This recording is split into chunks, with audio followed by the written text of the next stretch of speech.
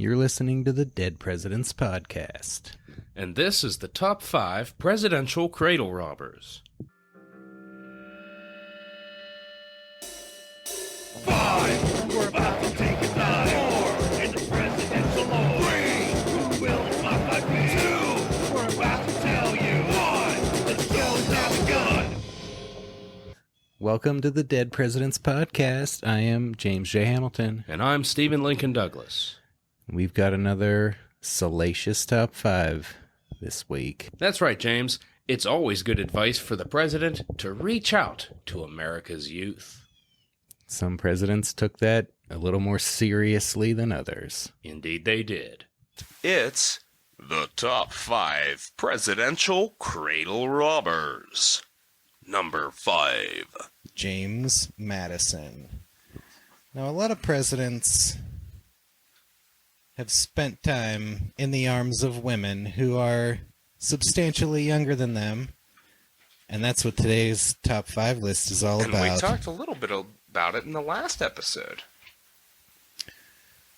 We've got James Madison coming up here at number 5. He was 17 years older than his first lady, Dolly Madison. When they met and got married, he was 43 years old. She was only 26. And she was a nice find. Oh, yeah. Madison had not had a lot of luck before then. He had a previous engagement to Kitty Floyd, who was 16 years younger than him. But this occurred when he was 31 years old and she was only 15. Wow. They were engaged to be married, but she broke it off. She married someone else, someone more age appropriate, and Madison was devastated. And by the year 1794, he was getting up there in age. It looked like he might be doomed to lifelong bachelorhood. Wow. What's he going to do? When he's got to find a wingman.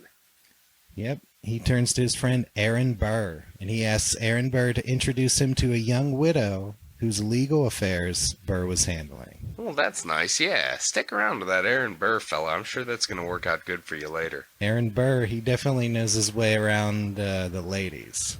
Yeah. Madison chose a good wingman. Yeah. And he got hooked up with a very eligible bachelorette. Dolly Payne Todd, a recently widowed.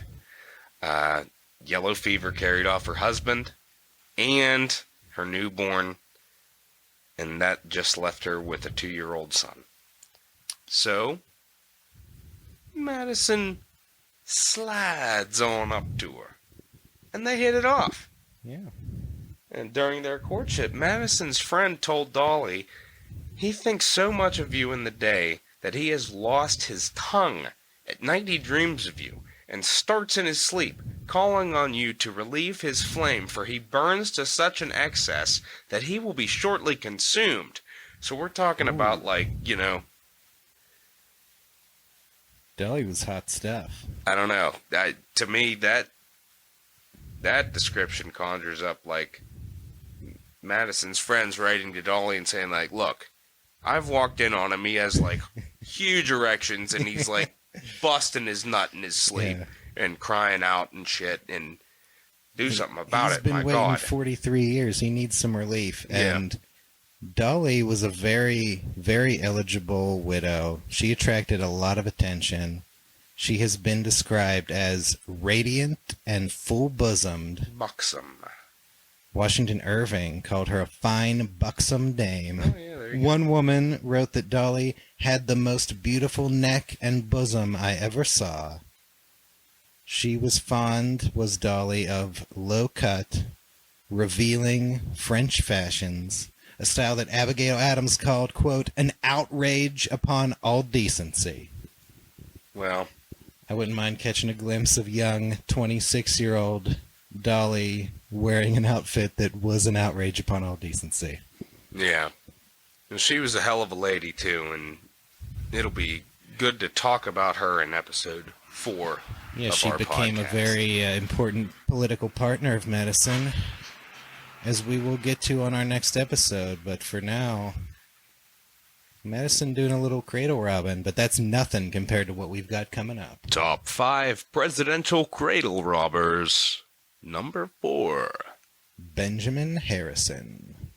Harrison was actually just a year younger than First Lady Caroline Harrison, but during his presidency, she died of tuberculosis. Old TB. What's a poor widower to do?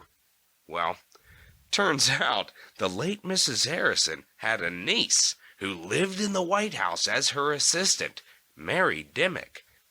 Apparently, trouble started while the First Lady was still alive, as Mary began to exercise an influence over the president which interfered with the domestic peace of the family, and he permitted and encouraged that influence.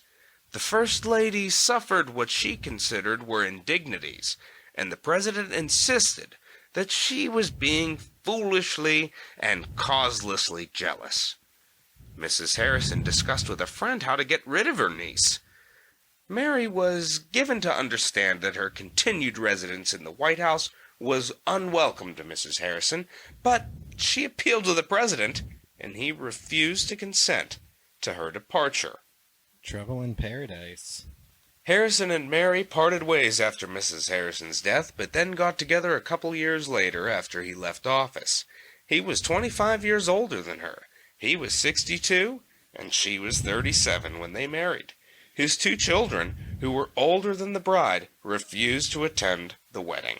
They strongly objected to the marriage and expressed unconcealed disapproval for what they considered an act disrespectful to the memory of their mother. I mean, come on. She's literally, I think she's about the same age of his oldest kid. Yeah, not even that old. Their mother tried to get this woman kicked out of the White House. Yeah. Harrison wouldn't let it happen, and then right after her death, that's where he turns to for his companionship. Yeah, I can't remember the exact age, but yeah, I think that the oldest kids were about the same age, and they were like, what the fuck? Mm-hmm. So, a few months before the wedding, the kids were still hoping that it was going to be broken off. A newspaper said of the new wife, "She is not a beautiful woman, but she is charming. Her features are good, but not regular. She does not appeal to your senses, but to your heart." In other words, she had a great personality. Yep. And maybe that coupled well with Benjamin Harrison, because he was known for having an icy personality. Yep. Opposites attract and all that. Which brings us to top 5 presidential cradle-robber, Number 3. Donald Trump. Donald Trump is 24 years older than the First Lady, Melania Trump. This is not a new situation for Trump to find him in. His first 2 wives were 3 and 17 years younger than him. He's used to being married to much younger women. They get younger and younger as he goes along, or rather, he gets older. They say the same age. That's what Matthew McConaughey would say. And that's what Trump thinks. He likes to joke about it. He said recently, as you've probably read, she's slightly younger than me, just a tiny little bit. Trump, he spent, most of his adult life cultivating an image of being with much younger women. He spilled a lot of this kind of thing on Howard Stern episodes, who he appeared on many times, and Howard Stern likes to get him to talk about the nitty-gritty and get right into the dirty stuff. One time Trump told Howard Stern... I'm going to have to do the voice. Yeah? Yeah, I'm going to have to do the voice. You can set it up. He'd tell Howard Stern... he'd be dating a 21-year-old, and she'd be studying algebra. And he's like, that's embarrassing. That's too young. He said 30 is the perfect age. But then when she's 35, that's checkout time. Trump, he met Melania while he was getting divorced from his second wife. She was born in Slovenia, came to the United States for modeling, was very successful. She was in the Sports Illustrated swimsuit issue. She has posed nude. Google nude photos of your First Lady. They're out there. When she met Donald, he was 52. She was 28. They got married when he was 58 and she 34. When they first started dating in 1999, they called into the Howard Stern show. Trump said Melania was naked at the time. Howard asked, what is she wearing? She said not much. Trump said she was naked. She said they have sex every night. In 2004, they got engaged, and Trump went on Howard Stern to say, "She's terrific in bed. She wouldn't want me to say that, but she is. In the history of the world, no one has gotten more beautiful women than I have. Melania is one of the greatest bodies I've ever seen." After their marriage, Howard Stern asked Trump if he would stay with her if she was horribly disfigured in a car accident. He said that he would, but quickly added, How do her tits look? How are the breasts? How are the breasts? That's very important. If they're intact, he'll stick around. But this is who he is. This is the kind of image he's cultivated. He gets a lot of flack, but as he once said, quote, It doesn't really matter what the media writes as long as you've got a young, beautiful piece of ass and you can grab onto it. You're a star. They let you do it. and say what you will about Donald Trump, he's always had a young, beautiful piece of ass. You got to give him that. And that's something that we're also going to have to give to number 2 in the top 5 greatest presidential cradle-robbers, John Tyler. John Tyler. John Tyler was the same age as his first lady, Letitia Christian Tyler. They were married for 29 years. They had 8 children. But in 1842, she had a stroke and died in the White House. That's a fruitful marriage Very and a fruitful. very tragic end. She was- And they were together for a long time. It was clear that they loved one another. 8 children. My God, what a tragedy. Also in 1842, Tyler's son John Jr. fell for a bright and flirtatious young woman from New York named Julia Gardner. She and her sister had been brought by her father to fish for husbands in Washington high society. John Jr. was married and may have considered divorcing his wife. That's the gossip we've heard. Even though the First Lady's corpse was barely cold, President Tyler elbowed John Jr. out of the way and made it clear that he wanted Miss Gardner for himself. She was 22 years old at the time, and he was 52, 30 years older than her. His eldest daughter was 5 years older than Julia. 6 months after his wife's death, he proposed to her. She didn't say yes, but he kept after her. He's not going to give up. And she might be playing a little hard to get with He is. the president. How's that turn out? Right. The event that finally brought them together was an excursion aboard the warship USS Princeton. Many high-ranking officials were there. Dolly Madison was there. Julia Gardner was there, properly chaperoned by her father. During a demonstration of the ship's guns, one of the cannons exploded, and the shrapnel killed 6 people, including the Secretary of State, Abel Upshur, Secretary of the Navy, and Julia's father. She was a fainted. bloodbath. Absolute carnage. Carnage. Total bloodbath on board. It was Quentin Jaws times 3. Mm-hmm. So she faints. She wakes up in the president's arms. Tyler's quiet strength sustained her, and in her mourning, she changed her feelings towards him. She said, "After I lost my father, I felt differently towards the president. He seemed to fill the place and to be more agreeable in every way than any younger man ever was or could be." That's some severe daddy issues. Sounds like James. Talking about the president filling her father's place. That's not the only place he was trying to fill. Well, that's true, as it turns out. Mm-hmm. A few months after the Princeton disaster, they married in a private ceremony. She was 24, he was 54. His daughters disliked her and didn't attend the wedding.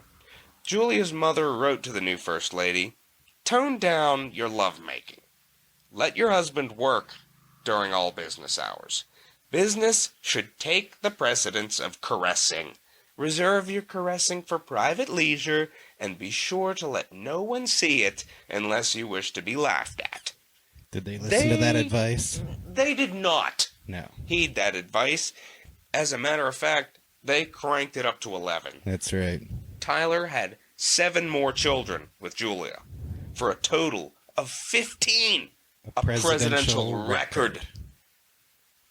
Unbelievable. He was 70 when his youngest child was born. Tyler was born during the George Washington administration. His youngest child died during the Truman administration, and his grandson is still alive at the moment of recording this broadcast. Actually, I believe 2 grandsons are still alive. Yeah. Lyon and Harrison. Wow. One in Texas and one in Virginia. The Tyler line still going strong. Very strong. What a remarkable thing. To be so little removed. They were just father and late. They had a strong seed. They certainly did. Something. And that'll bring us to the top 5 presidential cradle robber. Number 1. Grover Cleveland. If you thought John Tyler was robbing the cradle, what do you hear about Grover Cleveland? At the time he became president, Cleveland was a bachelor. He had never married. He was a bachelor president, but he was not a virgin president. He wasn't James Buchanan again. Nope. Cleveland came into the office with the stain of a bastard child on his record. Boom, boom, boom, boom. He had spent some time with a widow of loose morals. He wasn't the only one who was spending time with her. When she became pregnant, he doubted that he was the father, but he decided to take responsibility anyway because the other options were all married men that would be much more complicated for them. So Wow, that has taken one for the he team. did take one for the team. Holy shit. So he Oh, started my God. making informal child support payments. She was drinking heavily while nursing the infant. So he had her committed to an insane asylum and put the child in an orphanage. Wow. She later kidnapped the child. He gave her $500 to go away, and the child was adopted and grew up to be a doctor. Happy ending for that child. Yeah, wow. Not I'm so much the I'm just trying to wrap my head around this. So she's a heavy drinker. She's committed to an insane asylum. The child's put in an orphanage. Does she escape the insane asylum and kidnap the child? Like, I think she was let out. she was released and then immediately kidnapped? resorted to kidnapping. Yeah. Okay. Well, it got her $500 to go away. Well, And it got a hefty sum. it became a campaign issue for Cleveland as while he was running for president in 1884, he would be taunted over his bastard child, and crowds would chant, Ma, where's my pa? Going to the White House, ha ha ha. Yep, and that's where Cleveland went. He went to the White House, and it was time for him to really start robbing the cradle. Because here's the thing about Grover Cleveland. He had been a lawyer. His law partner was Oscar Folsom. They were great friends. They were partners. And when Grover Lifelong Cleveland friends. was 27 years old, Oscar Folsom's wife had a daughter, and Grover Cleveland met his future wife, Frances Folsom, when she was just an infant. He doted on her as a child. She grew up and called him Uncle Cleve. He knows her all throughout her childhood. When she was 11 years old, her father died without a will, and Cleveland was appointed administrator of his estate.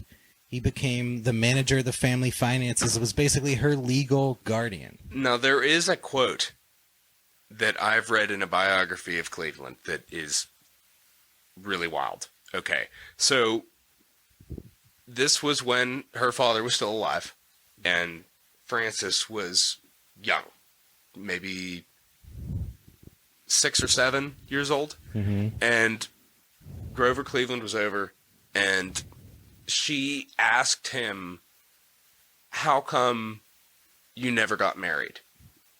Just being a little girl, just asking a question like, how come you never got married? Yeah. And her father admonished her, and Cleveland said, no, it's okay.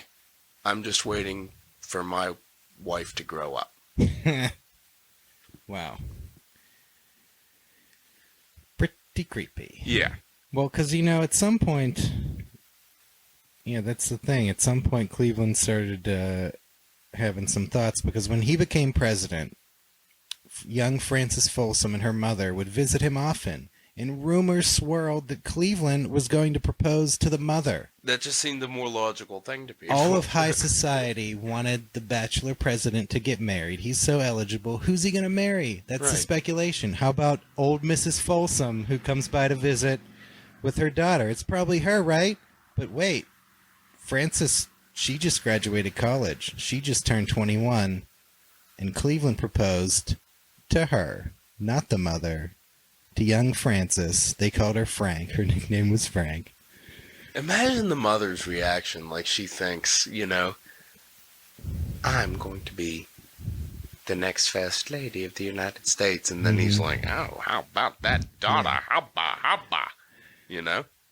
Well, Frankie said yes. The engagement was kept secret until just 5 days before the wedding, when the 49-year-old sitting president married a 21-year-old girl in the Blue Room of the White House.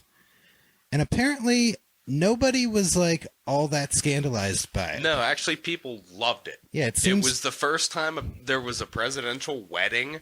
Yeah. It was huge. Like, there was illustrations. Like, even like the London Illustrated Times had illustrations of the White House wedding and covered it. You know, it was actually received really well. Yeah, it seems outrageous by modern standards, but at the time, everyone was just excited to have a young, beautiful first lady. She was characterized as a beauty, was known as shapely and, quote, full-bosomed, the same appellation applied to Dolly Madison. That seems to be the most historianly way of saying Yeah, I suppose somebody so. has a nice rack. Yeah. And Frank Folsom Cleveland came into office with those kind of assets, at least. Yeah. And she captivated the public. Everyone was excited. She was, young and having children while he was president. Everyone loved her. In fact, the New York Times wrote, quote, "Other presidents have shared the executive mansion with wives whose personal attractiveness, accomplishments, wit, and tact have commanded admiration. But in not one of all the wives of the presidents have the whole population manifested more interest than they do in the present lady of the White House. Her youth, beauty, grace, animation, and unaffected cordiality are irresistible." Yeah, she was a good one, and she'll be fun to talk about in episode 22 Yeah. when we get to the Clevelands. I just wonder at what moment during her life did Cleveland, he's looking at her as a little girl, and when did he start looking at her as having other kinds of potentialities? Apparently pretty early. Pretty early. Yeah. Apparently. Pretty creepily so. Yeah. Yeah. But Pretty wild, but I mean, it turned out good. I mean, the Baby Ruth yeah, candy bar thing came from their daughter Ruth, yeah. not Babe Ruth, the baseball player, as many people believe. Mhm. That was after. Actually, I read that they tried to claim that it was based on Cleveland's daughter, Baby Ruth, so that they didn't have to pay Babe Ruth royalties for naming it after him. No, well, either way, But good either move. way, little Baby Ruth tragically did not live to adulthood, but Yeah, she was a darling of the American people Then you could think about her every Halloween. during her young time. But that was Cleveland. He enjoyed his 21-year-old bride, as did the nation. And we encourage our listeners to follow in Cleveland's footsteps. That's right. Scour the playgrounds for votes and perhaps a future partner. Yep, you could give us cause someday to do an update to the top 5 presidential cradle robbers. Until then, this has been the Dead Presidents Podcast.